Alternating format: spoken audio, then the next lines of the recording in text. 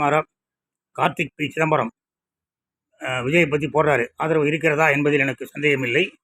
ஆளுமை இருக்கிறதா என்பதில் தான் எனக்கு சந்தேகம். ஊர் உலகத்திலே ஆளுமை உள்ள ஒரே ஆள் உங்கள் அப்பந்தான், சிதம்பரம் தான். 2014 ஏப்ரல் மாதம் 4ஆம் தேதி சிவகங்கை பாராளுமன்ற தொகுதிக்கு நீ நாமினேஷன் ஃபைல் பண்ணேன். ஒன்று 2014 ஏப்ரல் மாதம் 7ஆம் தேதி டெல்லியிலேருந்து சபா அப்படின்னு ஒரு இன்கம் டேக்ஸ் கமிஷனர் வந்து 148 பக்கத்துக்கு மனு கொடுக்குறாரு. நிறையா மறைச்சிருக்காரு அவர் நாமினேஷன் தேர்தலில் நிற்க விடாதுங்க, தள்ளுபடி பண்ணுங்க மனுவை அப்படின்னு. ஆனால் அந்த ஆளுக்கு தெரியல. பொய்யான அப்படி ஒரு தாக்கல் செய்தால் 6 மாதம் சிறை தண்டனை அப்படிங்கிறது அவருக்கு தெரியல. அவர் பாட்டில் நாமினேஷன் ஃபைல்ட்டு போயிட்டார். அதுக்கப்புறம் நானும் கேட்டு பார்த்தேன், ஒன்றும் பிரயோஜனமில்லை. 2016 ஒரு பொதுநல வழக்கு போடலான்னு ஹைகோர்ட்டில் முயற்சி பண்ணேன். 10 நாள் ஏதாவது ஒரு காரணத்தை சொல்லி பெட்டிஷனை திருப்பி போட்டுக்கிட்டே இருந்தாங்க.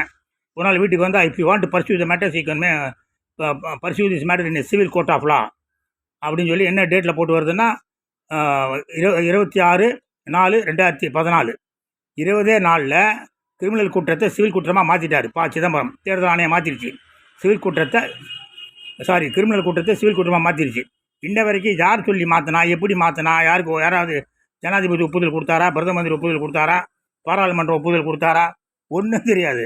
ஒன்றுமே தெரியாமல் ஒரு கிரிமினல் குற்றத்தை சிவில் குற்றமாக மாற்றின, சிவில் மேட்டராக மாற்றின உங்கள் அப்பந்தான் உலகத்திலே சூப்பர்மேன். ஜெய்ஹிந்த்.